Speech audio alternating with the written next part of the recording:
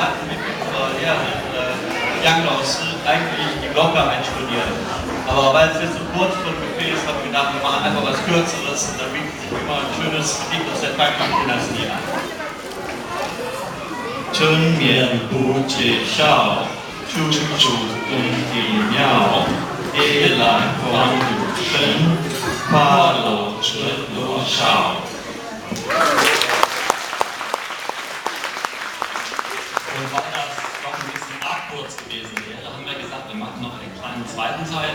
Es gibt eine moderne Fassung dieses Gedichts und die passt auch sehr schön. Wir fahren ja nun familiär bedingt auch sehr oft nach Taiwan und auch sehr gerne. Es ist eine wunderschöne Insel. Und es gibt noch eine kleine Sache, die macht es immer sehr, sehr schwer. Das sind die Mücken.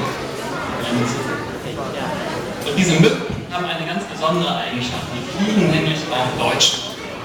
Das heißt, wenn wir mit unseren Familien da sind, kriegen wir beide die Stiche, unsere Kinder und Männer und unsere Frauen gehen leer aus. Und deswegen gibt es hier eine Zugabe aus der Zangzeitgedicht, eine moderne Fassung über die Mücken in Taiwan. 春眠不觉晓，处处闻啼鸟。夜来巴掌声，不知是多少。